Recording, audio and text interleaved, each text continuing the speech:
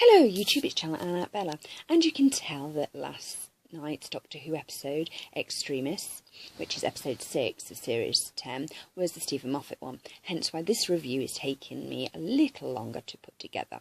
Okay, what do you get when you cross Harry Potter, Grand Theft Auto, The Matrix, and Doctor Who, plus the holodeck from Star Trek? Extremis is what you get. Extremis, the Cambridge Dictionary defines extremis as an extremely difficult situation. It also has a medical definition of certain death, or near death, just to let you know. Extremis has, as an episode, 2 main sort of storylines that intersect. It has a long time ago storyline, which is how the Doctor got Nardole back and the Missy, and how Missy got put in the vault,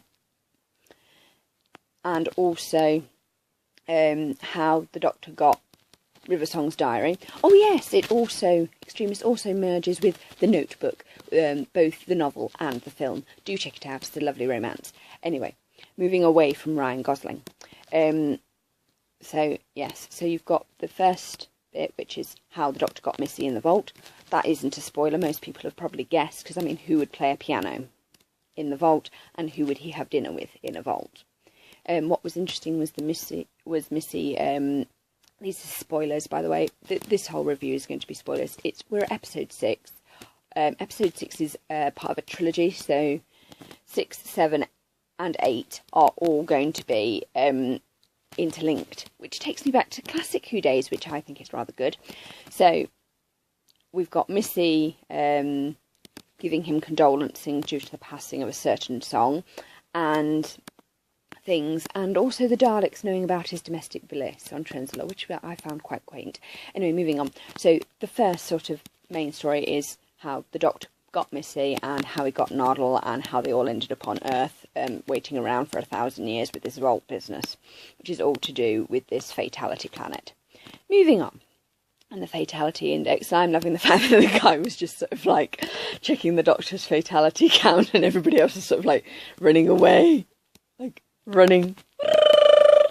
It was hilarious. And he was like, "But you're unarmed," and he's like, "I'm always unarmed." And more people leave. Yeah, the hilarity. Anyway, moving on. Yes, there was some funny moments.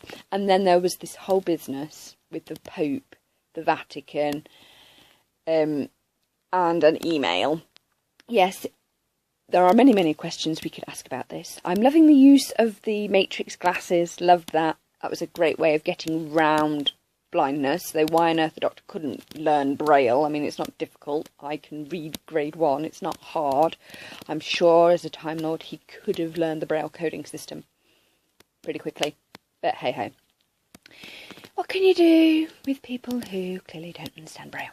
I'm sure he could have learned grade 1 and possibly grade 2. You know, it's not hard. But hey-ho. Would have been cool if Braille was included, but I digress. I thought that him doing that weird sort of electronic thing with his eyes was a bit strange. There are many, many questions, and obviously we don't have all the answers. I'm loving the fact that what Nardole did, I thought that was great. I'm loving the fact that we didn't quite know where those droplets of blood came, but the Doctor ended up with a cut over his eye, so how did he get that? We don't know when he was in the Oval Office. Really, really good. Yes, the whole Veritas thing, Veritas is Latin for truth, by the way, was interesting. I'm loving that we went to CERN. CERN is awesome.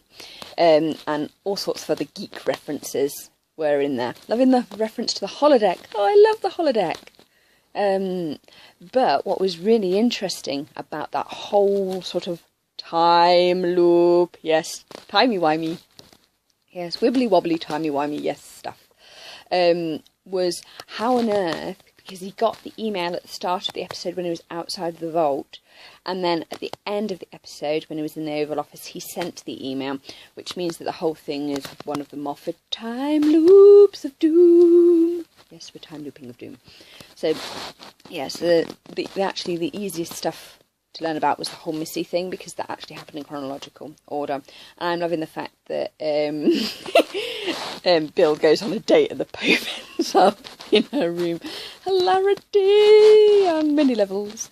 but also a bit discriminatory and kind of worrying, but also funny.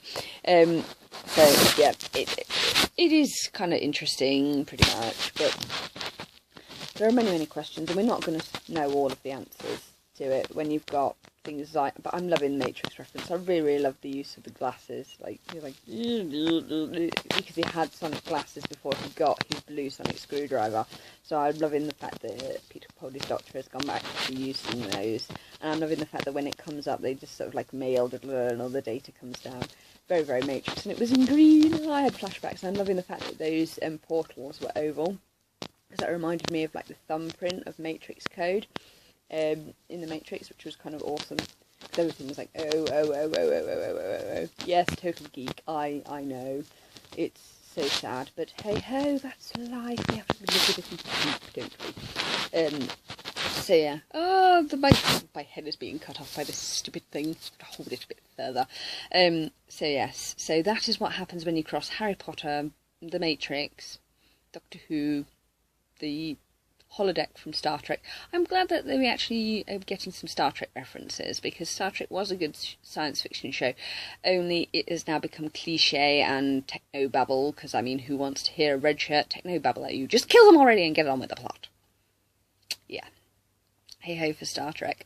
But yes, overall I really enjoyed it.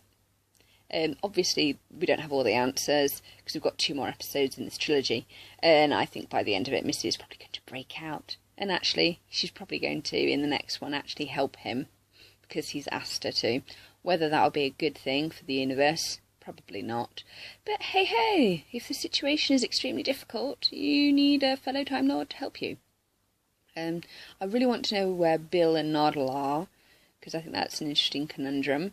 There are so many questions for this episode. I'm sorry if it has been a tad non-spoilery this time, but you know, we don't have all the facts yet, and I'm loving the fact that we have got, what on earth is that? No witness, no this, that, the other, no something quote from River Song's diary, which was interesting, and that virtue is virtue's own reward, which reminded him to be the Doctor. So that was a lovely Notebook reference. Watch The Notebook. It is an awesome movie, and it will explain so much about Dr. Riversong and the Doctor's romance. Or is it Professor Riversong? Yes, it's Professor Riversong. Sorry, it's Professor Riversong and the Doctor. Sorry, confusion. But yeah, check out The Notebook and The Time Traveller's Wife and The Graduate, because they're the 3 things that have clearly inspired Moffat to do the whole Riversong and the Doctor thing. They're really good. Extremists, love it. There aren't enough Matrix references in science fiction anymore. But I did watch Doctor Strange movie that Benedict Cumberbatch was playing Doctor Strange. I really enjoyed that movie, and I'm loving the fact that they incorporated like the spells as programs, but it was kind of like, this is taking me back to my Matrix days. I still haven't seen Inception yet, which I really probably should, considering. Yeah, must do that. It's on my things to watch list, Inception. But what on earth this has got to do with Extremist? Check out Extremist. It's a brilliant episode. It will confuse you. There are 2 things going on, and the actual the whole Vatican reading Veritas thing, that doesn't get solved by the end of the episode, but he does manage to email himself, which gets him into the situation. So it's sort of like, which Doctor is real and what is real? The problem of the real. I love that. Yes, the spoon boy from the Matrix. But it is not the spoon that bends, it is yourself. Yes, very Buddhist. So yes, please like, comment and subscribe on this. I'm sorry that it's taken a little bit extra time, but I didn't want to rush this review because Stephen Moffat's... This was actually a simple time loop for Stephen. It was clearly there is more to it, and it's actually quite simple, but its conclusion is rather messy, or messily, as Hannibal Lecter would say. Messily. Love it. So yes, I'm very excited for episode 7 and 8. We've clearly, the whole sort of questioning, and we've clearly moved forward, and we're now firmly into timey-wimey, wobbly stuff, which is always good. but a bit worrying. And I'm loving the badass model. Model is awesome. So yeah, please like, comment and subscribe. And let me know what you thought of the episode Extremists in the comments below. Did you like it? Did you love it? Did you hate it? Bye!